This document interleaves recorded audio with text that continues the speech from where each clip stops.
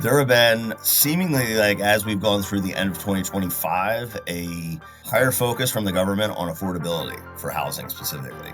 Housing affordability has been kind of that thing that's been sitting in the background, but now it's come to the forefront. I think there's a lot more people that are getting surprised by their housing costs. We're not just talking about people trying to acquire. We're talking about people who actually live in these houses. There is also just the plain fact of home prices are high. Can the federal government come in with sweeping changes that would increase affordability?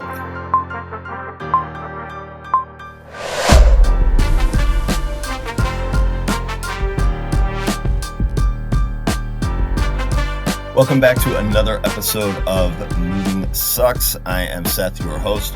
It is 2026, and we are almost a full year into the Trump administration. And I actually stay away from politics when it comes to housing generally, because it's like you can't even, depending on whether you're a Coke or a Pepsi person, it's hard to really get into this without insulting, or people are so sensitive about politics now. So, but there have been so many announcements, press conferences, suggestions, proposals, or whatever. I wanted to unpack today some of the things that we've been hearing. There have been seemingly, like, as we've gone through the end of 2025, a higher focus from the government on affordability for housing specifically. If you watch the political campaigns at all in 2024, it was a lot about affordability, but it was all about like eggs and groceries and, what they call kitchen table issues. Housing affordability has been kind of that thing that's been sitting in the background, but now it's come to the forefront. I think there's a lot more people that are getting surprised by their housing costs. That's also, we're not just talking about people trying to acquire. We're talking about people who actually live in these houses. So if you go back into our episodes, you'll see that we've spoken about the increase in insurance, increase in taxes, why that is. A lot of it has to do with the fact that home values have gone up, so they're being reassessed. Property taxes can be based on home pricing. It's based on other things, but as prices have kept going up, so have taxes. But also, if you're in a very frothy area of the country where there's been a lot of new construction, taxes are going up because you need roads, you need sewer, you need water, you need hospitals, schools, whatever. That's something that a lot of people don't understand. Even just going into new construction, the taxes are artificially low because the tax assessor has not come in to look at the property. And usually you will have an artificially low tax bill when you acquire, and then a year later you will have you'll get reassessed. But there is also just the plain fact of home prices are high. The thing that I always remind my clients, and I talk to my colleagues about all the time, is that on its own, home prices are not high. Now, what do I mean by that? I mean, home prices are not high. It's just a number. Doesn't mean anything. Home prices are high compared to income. And so if you ever want to know whether a market is going to, home prices are going to continue to go up or come down, you can look at a simple ratio of the average net income of the residents of that town versus the home prices. So if the average income of a house is $40,000 or $80,000, and you have dual income, but the average price of the homes there are $450,000, you can be pretty sure that there's not going to be enough people in that town to buy all those homes. So that means that the demand will go down, which means supply will go up. That inverse relationship will then create a change in pricing. Now, if you've got houses that have an average price point of $450, but your average net income per household is $160, $170, $175, that's a different story. Those incomes can support values. So it's a very, very complex thing because we've got a lot of different metro markets, lots of different industries, states, whatever, like their tax bases. philosophies. Some state governments are a certain way, some city governments are a certain way. And what we really want to look at is, can the government, and in this episode, I'm going to talk a lot about the federal government. Can the federal government come in with sweeping changes that would increase affordability? Now, they can in general, but I would argue that the government has actually made housing more expensive. They're the leading driver as to why home values are so high. The reason that is because for the last 25 years, the government has been manipulating interest rates and the market in order to keep home sales going.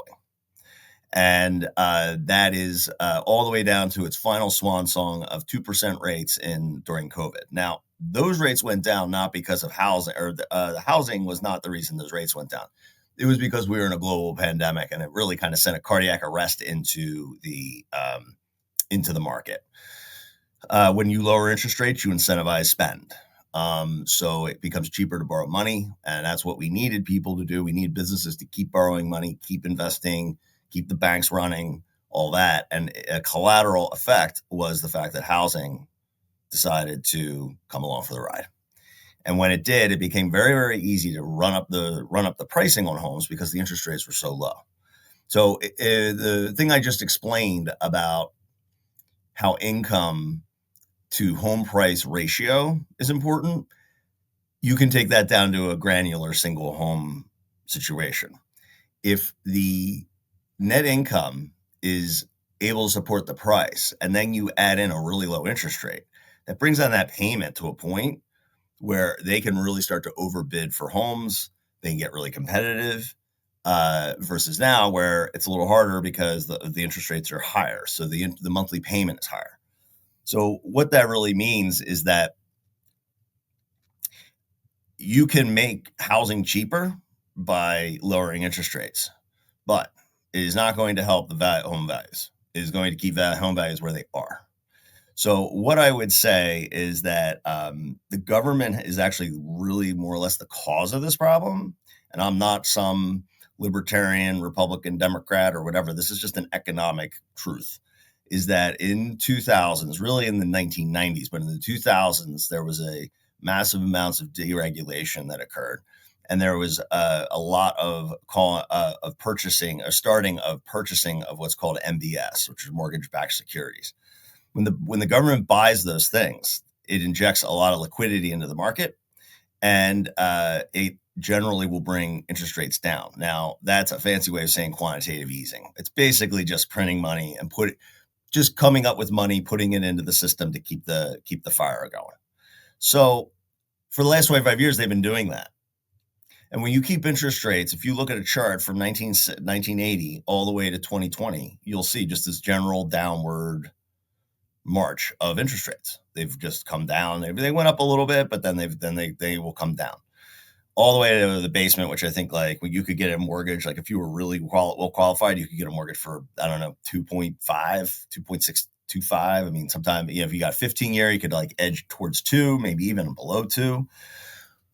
Until finally, there was so much liquidity in the market during COVID, we shot out of a rocket here, the world economy, and all of a sudden then we had an inflationary problem. We had to start raising interest rates, and in a matter of about 8 months, these rates went up about 3 points. So they went well over 5. I was here for it. It was not a great experience because it threw a lot of chaos into the market. But basically, let's talk about the proposals that have been had in the last 6 months. We've had a 50-year mortgage.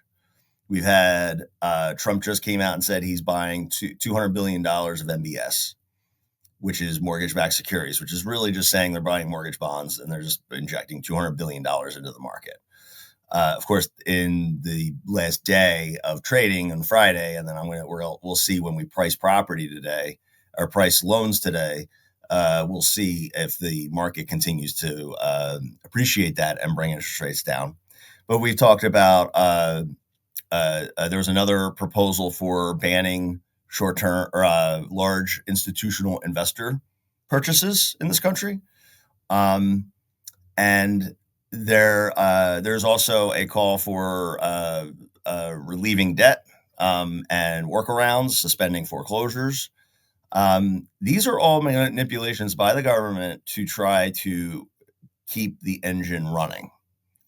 There are a lot of economists out there who say that the party is over. We need to just let the market do what the market's going to do and stop messing with it. Stop artificially trying to stimulate it. Stop trying to do all this stuff to it. And in the end, we're really kind of at a fork in the road. We really have to decide whether we're going to continue to manipulate the market and keep prices high, or try to keep pricing where it is, but then also make it easier for people to buy those homes, because that's really the balance. Politically, there is no incentive for us to allow the market to do what it needs to do, which is to allow home values to come down, because that's not good for votes. It's just as simple as like, well, when this person got elected, my home was worth this, and now my home is worth that. He doesn't know what he's doing. It hurt me. I don't like that. I'm voting for the other side. The same way that it is, this person made it so expensive to buy homes, and now I can't buy anything, and now I'm voting for the other guy. So there is a lot of political motivation behind these things. Obviously, there's economic motivation behind these things as well. But you see certain governors, you see Trump, you see everybody calling for this, calling for that. This is mostly political posturing, because and they know that, but they also know that the government has to go through a certain process in order to change any of this. Like, people don't know where the 30-year mortgage came from. It came from the New Deal in the 40s, but it didn't really get traction until the 60s. It takes acts of Congress. It takes reform. It takes study. It takes research. What is a large institutional investor? What is it? Is it the big fat cats on Wall Street, as Trump put it, or is it people who own 10 or more homes? 10 or more investor properties? Is it like Bob and Rick? They're partners in an LLC, but they own 40 doors in Sarasota, Florida. Like, what is a large institutional investor, and is it even legal to prevent someone from buying something? So we talk all about capitalism in this country, but there's not a lot of capitalism in any of these proposals. All this is manipulation. This is not capitalism. Capitalism is allowing the market, hell or high water, to do what it's going to do. It's savage. It's not unfair, but it is indiscriminate. And it ensures that the balance is maintained. And when you manipulate the market like this, like we've been doing for 25 years, it doesn't bode well in the long term. It's band-aids, short-term fixes, and political expedience.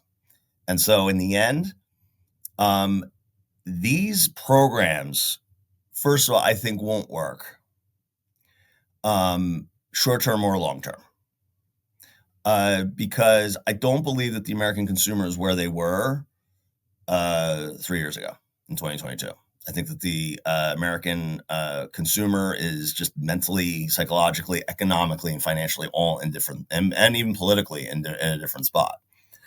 So, but the other thing is it's just really important to understand the political posturing and kind of the insincerity of these proposals. They all know that you don't know what it takes to actually do these things. And so it's easy for them to say, well, Trump just banned institutional investors. It's like, no, he didn't. He's just called for it. So, and it's not completely unheard of. Like a president or a governor or a prominent senator or representative, they call for something that like puts it on the political radar. But the idea of this actually being something, considering I don't think that we could get the Congress to vote in agreement that the sun would rise tomorrow. The idea of this happening, I think, is very, very remote. So I just wanted to get on here and just talk about that a little bit, because the government can do things to make things more affordable, but they are all band-aids. What really needs to happen is income needs to increase, or prices need to come down a little bit, or you need to save more money in order to access housing. It's really those three things. The market is going to be what the market is. I have a lot of people, they're still buying because they've got other shit to do. They need to check the box and get into homes and start building equity. They always know they can refinance. I hate that saying, marry the house, date the rate, because we don't know what rates are going to do. But if you're actually, it's counterintuitive, but if you are actually bearish on the market, you should probably think about, at least in my market, think about buying now and then refinancing, because if you're bearish on the market, that means the interest rates will come down because they're going to need to do something to get growth going again. So you would be better off buying now, paying a higher rate, a higher mortgage payment in the temporary, getting equity paid down, getting the house, start doing start on that mortgage. And then when rates come down, you would be able to you'd be able to refinance. Now, I'm not telling you to be reckless. I'm not telling you to do something you don't want to do. But in the end, that is actually probably the best strategy, because if you wait for prices to go down and you wait for the perfect time, everyone else is going to be waiting there right with you. So this advice that I just gave you is not good for areas where the market is really dropping, like a Florida or a Texas, Georgia. I was talking to my friends in Louisiana the other day. Even in now places like New Mexico and Colorado, there are certain pockets that you really just don't even want to buy because there's not the income to support the value of the homes. So you'd be basically buying a depreciating asset.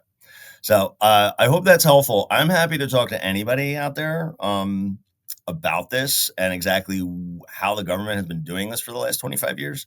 Don't want to get into the nitty gritty here. It's a little technical, but it is really, really important that everybody understands kind of how this all works, and that if we just let everything happen, nobody did anything, just let the market do what the market's going to do, this economy would probably look a lot different in a year.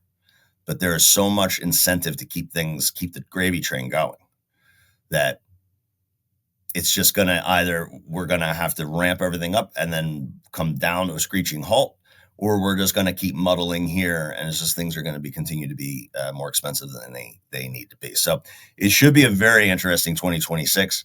We have midterms.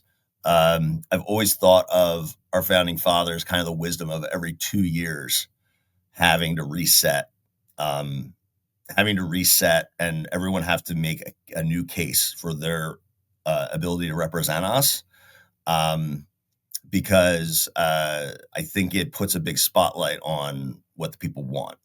And if affordability continues to be an issue through 2026, it's definitely going to be an issue for the midterm elections. And if Trump can get his arms around this thing, if Congress can get their arms around this thing, then they will be benefited at the ballot box. But otherwise, I think it's going to be really, really tough, because people just think very binary and very much about themselves. And if they don't feel that there's been a big difference since 2024, they're just going to switch it up. Say, well, this guy's not doing, or this gal's not doing what I asked them to do. See what this guy does. So hope you find that helpful. If anyone out there also is a super fan or anything, if you'd like to quit stalking and subscribe, that would be great. Give us a like, a boost, leave a comment. Do you think the government should continue to take steps to increase affordability, or do you think that as Adam Smith said, the silent hand of the market should take over? Let me know. See you guys.